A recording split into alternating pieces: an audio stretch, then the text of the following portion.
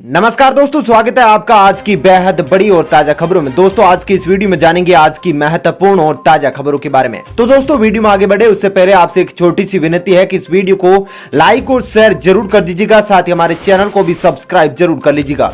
वहीं पर दोस्तों वीडियो में आगे बढ़े उससे पहले आपके जनरल नॉलेज में वृद्धि के लिए आपसे एक प्रश्न पूछना चाहते हैं। आज आपको कमेंट करके बताना है कि आगरा का ताजमहल किसकी याद में बनवाया गया है। जी हां, कमेंट करके आप जरूर बताइएगा। तो चलिए दोस्तों एक एक करके सभी बड़ी खबरों के बारे में विस्तार से जानते हैं। पहली खबर, बुजुर्ग नागरिकों को सुरक्षा देगी सरकार, दामाद और बहुओं को भी गुजारा भत्ता देने पर होना पड़ेगा मजबूर। जी हां दोस्तों, बुजुर्ग माता पिता और वरिष्ठ नागरिकों के साथ बढ़ रही दुर्व्यवहार की घटनाओं को देखते हुए मोदी सरकार अब इससे जुड़े कानून को और ज्यादा सख्त और व्यापक बनाने जा रही है।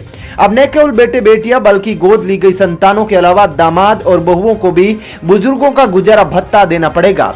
मोदी सरकार के संसद में पेश किए गए maintenance and welfare of parents and senior citizen act 2007 संशोधन बिल में कुछ बड़े बदलाव किए गए हैं। बिल में बुजुर्गों को यह अधिकार दिया गया है कि अपने परिजनों की अनदेखी और दुर्व्यवहार किए जाने पर वो अपने संरक्षण और रखरखाव के लिए दावा कर सकते हैं। संशोधन बिल में सबसे महत्वपूर्ण बदलाव रिश्तेदारों और परिजनों की परिभाषा को लेकर हुआ है, जिसे बुजुर्गों के हित में और व्यापक बनाया गया है। संशोधन बिल के अनुसार अब रिश्तेदारों और बच्चों की श्रेणी में बेटा और बेटी के अलावा बहू, दामाद, पौत्र, पौत्री, नाबालिग बच्चों के अभिभावकों को भी शामिल किया गया है। यही नहीं, नैसर्गिक बेटे बेटियों के अलावा गोद ली गई सौतेली संतानों को भी बच्चों की श्रेणी में शामिल किया गया है। साथ ही इस कानून के तहत शिकायत होने पर कोई भी बुजुर्ग इंसान अपने रिश्तेदारों और परिजनों के खिलाफ ट्राइब्यूनल में रखरखाव का आवेदन कर सकता है। सामान्य मामलों में ट्राइब्यूनल को 90 दिनों के भीतर अपना फैसला देना होगा, लेकिन अगर आवेदक की उम्र 80 साल से ऊपर हो तो 60 दिनों में फैसला देना जरूरी बताया गया है। चलिए दोस्तों जानते हैं अगली खबर। नरेंद्र मोदी के नाम पर हुआ अहमदाबाद में बना दुनिया का सबसे बड़ा स्टेडियम, राष्ट्रपति ने किया उद्घाटन। जी दोस्तों, राष्ट्रपति रामनाथ कोविंद ने आज दुनिया के सबसे बड़े क्रिकेट स्टेडियम यहां मोटेरा इलाका में स्थित नरेंद्र मोदी स्टेडियम का औपचारिक उद्घाटन और इसके पास ही बनने वाली सरदार वल्लभ भाई पटेल स्पोर्ट्स एनक्लेव का भूमि पूजन किया। इस मौके पर केंद्रीय गृह मंत्री अमित शाह, खेल राज्य मंत्री किरण रिजिजू भी मौजूद थे। चलिए दोस्तों जानते हैं अगली खबर। आम आदमी पर पड़ेगी महंगाई की मार, ट्रांसपोर्टर ने 20% माल भाड़ा बढ़ाने की दी चेतावनी। जी दोस्तों, पेट्रोल और डीजल की कीमतें कम होने का नाम नहीं ले रही है। लगातार इसके दामों में इजाफा हो रहा है। वहीं लगातार बढ़ते डीजल के दाम को देखते हुए महंगाई और बढ़ने को लेकर आशंका बढ़ गई है। डीजल के बढ़ते दाम को देखते हुए ट्रांसपोर्टर ने माल भाड़ा बढ़ाने की चेतावनी दी है। दरअसल बिहार राज्य ट्रक ओनर्स एसोसिएशन की 20% तक माल भाड़ा में इजाफा करने की बात कही गई है, जिसका सीधा असर आम आदमी पर पड़ेगा। महंगाई की मार झेल रहे आम आदमी पर और महंगाई की मार पड़ेगी, क्योंकि पैसा आम आदमी के पास ही जाना है। चलिए दोस्तों जानते हैं अगली खबर। रेल यात्रियों के लिए बुरी खबर, भारतीय रेलवे ने लोकल ट्रेनों में बढ़ाया किराया, जानिए क्या बताई वजह। जी हां दोस्तों, कोरोना वायरस महामारी की वजह से आर्थिक संकट से किसी तरह जीवन गुजार रहे आम लोगों की समस्या को कम करने की बजाय भारतीय रेलवे ने और बढ़ा ही दिया है। बता दें कि पेट्रोल व डीजल के बढ़ रहे दाम के बीच अब भारतीय रेल ने कम दूरी की ट्रेनों के किराए को बढ़ाने का फैसला किया है। टाइम्स नाउ के मुताबिक इस मामले में विपक्ष के हंगामे के बाद भारतीय रेल ने सफाई देते हुए कहा कि कोरोना काल में शॉर्ट डिस्टेंस ट्रेन में गैर जरूरी भीड़ बढ़ने से रोकने के लिए किराए में बढ़ोतरी की गई है। अब लोकल ट्रेन से यात्रा के लिए ज्यादा किराया देना होगा। रेलवे ने लोकल ट्रेनों में किराए में 2 गुना तक बढ़ोतरी कर दी है। अब यात्रियों को 25 रुपए की दूरी के लिए 55 रुपए किराया भरना होगा। वहीं 30 रुपए की जगह अब 60 रुपए किराया वसूला जाएगा। चलिए दोस्तों जानते हैं अगली खबर। आम आदमी के लिए बुरी खबर, घरेलू गैस सिलेंडर में फिर हुआ इजाफा, 25 रुपए बढ़ी कीमतें। जी दोस्तों, आम जनता पर आज फिर महंगाई की मार पड़ी है। एक बार फिर घरेलू गैस सिलेंडर के दाम में बढ़ोतरी हुई है। बिना सब्सिडी वाले घरेलू गैस सिलेंडर 25 रुपए महंगा हुआ है। गैस सिलेंडर की कीमतें फरवरी में तीसरी बार सिलेंडर के दाम बढ़ाए गए हैं। इसके पहले 4 फरवरी और 14 फरवरी को दाम बढ़ाए गए थे। बता दें कि आईओसी ने 4 फरवरी को एलपीजी सिलेंडर का रेट 50 रुपए बढ़ाया था। फिर 14 फरवरी को कीमतें 50 रुपए तक बढ़ी थी और आज फिर एक बार फिर 25 रुपए प्रति सिलेंडर बढ़ा दिया गया है। कुल मिलाकर इस महीने यानी फरवरी महीने में अब तक बिना सब्सिडी वाले घरेलू गैस सिलेंडर के दाम 125 रुपए तक बढ़ चुके हैं। चलिए दोस्तों जानते हैं अगली खबर। देश भर के अंदर बनाए जाएंगे आदर्श स्कूल, सुविधाओं की दृष्टि से प्राइवेट स्कूलों को देंगे मात। जी दोस्तों, इस साल के बजट में केंद्र सरकार ने आदर्श स्कूलों को बनाने के लिए फंड दिया है। ऐसे में शिक्षा मंत्रालय की ओर से पूरी कोशिश की जा रही है कि साल 2024 तक देश के हर ब्लॉक में शानदार आदर्श स्कूल तैयार हो जाए। ये स्कूल इसी प्रकार बनाए जाएंगे कि प्राइवेट स्कूलों को भी मात देंगे। बजट में देश भर में 15,000 से अधिक आदर्श स्कूल बनाने की घोषणा वित्त मंत्री द्वारा की गई है। अब शिक्षा मंत्रालय जल्द ही इसके निर्माण को लेकर योजना बनाने जा रहा है। इन स्कूलों का चयन राज्यों के साथ मिलकर किया जाएगा। इस योजना पर करीब 5,000 करोड़ रुपए खर्च होंगे। चलिए दोस्तों, जानते हैं अगली खबर।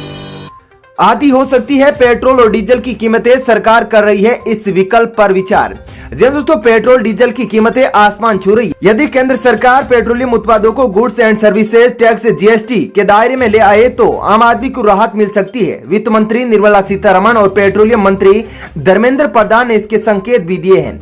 जीएसटी की उच्च दर पर भी पेट्रोल डीजल को रखा जाएगा तो मौजूदा कीमतें घटकर आधी रह सकती है। वर्तमान में पेट्रोल और डीजल पर केंद्र सरकार उत्पाद शुल्क और राज्य वेट वसूलते हैं। इन दोनों की दरें इतनी ज्यादा है कि 25 रुपए का पेट्रोल इन दोनों की दरें इतनी ज्यादा है कि 35 रुपए का पेट्रोल विभिन्न राज्यों में 90 से 100 रुपए प्रति लीटर तक पहुंच रहा है। चलिए दोस्तों, जानते हैं अगली खबर। केंद्रीय मंत्री का बड़ा ऐलान, 1 मार्च से 60 वर्ष से अधिक उम्र के लोगों को लगेगी कोरोना की वैक्सीन। जी दोस्तों, कोरोना वैक्सीनेशन को लेकर केंद्रीय मंत्री जावड़ेकर ने बुधवार को बड़ा ऐलान किया है। देश में 1 मार्च से वैक्सीनेशन का दूसरा चरण शुरू हो जाएगा। इस चरण में 60 साल से अधिक उम्र के लोगों को वैक्सीन देना शुरू किया जाएगा। इसके अलावा 45 साल की उम्र वाले उन लोगों को भी वैक्सीन दी जाएगी जिन्हें पहले से ही कोई बड़ी बीमारी है। केंद्रीय मंत्री के अनुसार देश में 10,000 सरकारी और 20,000 निजी केंद्रों पर लोगों को कोरोना की वैक्सीन दी जाएगी। चलिए दोस्तों, जानते हैं अगली खबर। सोलर एनर्जी के लिए दुनिया के टॉप बाजारों में से एक है भारत, ISA की रिपोर्ट। जी हां दोस्तों, अंतर्राष्ट्रीय सौर संगठन यानी ISA की एक नई रिपोर्ट में कहा गया है कि भारत अब सौर ऊर्जा के लिए दुनिया के टॉप बाजारों में से एक है। ईज ऑफ डूइंग सोलर 2020 के नाम से इस रिपोर्ट में उन लोगों की पहचान की गई है जिन्होंने साल 2020 में सौर ऊर्जा के इस्तेमाल की नजर से बेहतर प्रदर्शन किया है। ये रिपोर्ट साल 2019 में 4 सदस्यीय देशों के लिए की गई पायलट अध्ययन की एक कड़ी है, जिसमें अब 80 देशों को कवर किया गया है।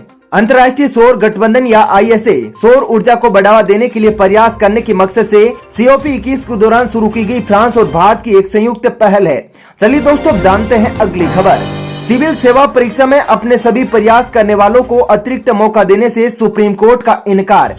जी हां दोस्तों, सुप्रीम कोर्ट ने सिविल सेवा परीक्षा में अपने सभी प्रयास दे चुके अभ्यर्थियों को इस बार एक अतिरिक्त मौका देने से बुधवार को इनकार कर दिया। कोर्ट ने कहा कि कोविड-19 महामारी के दौरान 2020 में कई अन्य प्रतियोगी परीक्षाएं भी हुई और सभी अभ्यर्थी किसी न किसी रूप में इससे प्रभावित हुए हैं। ऐसे में सिर्फ सिविल सेवा परीक्षा के अभ्यर्थियों को अतिरिक्त मौका देने से दूसरों पर गलत असर पड़ेगा। साथ ही कोर्ट ने संविधान के अनुच्छेद 142 के तहत मिले विशेषाधिकार का इस्तेमाल भी नहीं करने का निर्णय लिया है। चलिए दोस्तों, अब जानते हैं अगली खबर। प्राइवेट बैंकों को केंद्र सरकार की ओर से बड़ा तोहफा, अब सरकारी बैंकों के कामकाज में हो सकेंगे शामिल। जी दोस्तों, भारत सरकार ने प्राइवेट सेक्टर के बैंकों को बड़ा तोहफा दिया है। अब निजी बैंक भी सरकारी बैंकों के साथ देश के विकास में बराबर साथी बनेंगे। केंद्र सरकार ने आदेश जारी कर निजी बैंकों के ऊपर सरकारी कामकाज में हिस्सा लेने पर लगाई रोक हटा दी है। सरकार के इस कदम के बाद उपभोक्ताओं को बेहतर सेवाएं और सुविधाएं मिलेगी। सरकार के इस आदेश के बाद सामाजिक और वित्तीय समावेश योजनाओं में निजी बैंक भी भागीदार हो सकेंगी। केंद्रीय वित्त मंत्री निर्मला सीतारमण ने ट्वीट कर इस बात की जानकारी दी है। चलिए दोस्तों, जानते हैं अगली खबर। देश में पहली बार 30 करोड़ टन अनाज उत्पादन का अनुमान, कृषि मंत्री बोले, रंग लाई सरकार की नीतियां। जी हां दोस्तों, किसान आंदोलन और कृषि सुधारों को लेकर देश में चल रहे बवाल के बीच एक अच्छी खबर आई है। इस साल यानी 2020-21 के दौरान देश में अनाज का रिकॉर्ड उत्पादन होने की संभावना जताई गई है। कृषि मंत्रालय की ओर से 2020-21 के लिए जारी दूसरे अग्रिम अनुमान में ये आंकड़े सामने आए हैं। रिकॉर्ड अनाज उत्पादन का अनुमान, इस साल अनाज का कुल उत्पादन 30.30 टन होने का अनुमान लगाया गया है। यह पिछले साल के मुकाबले करीब 58 लाख टन से ज्यादा है। पिछले साल अनाज का कुल उत्पादन करीब 29.70 करोड़ टन हुआ था। अगर पिछले 5 सालों का औसत उत्पादन देखें तो यह करीब 2.44 करोड़ टन से ज्यादा है। चलिए दोस्तों, फिलहाल इस वीडियो में इतना ही। ऐसी ही खबरें देखते रहने के लिए आप हमारे चैनल को सब्सक्राइब जरूर कर लीजिएगा। साथ ही इस वीडियो को लाइक और शेयर भी जरूर कीजिएगा। धन्यवाद।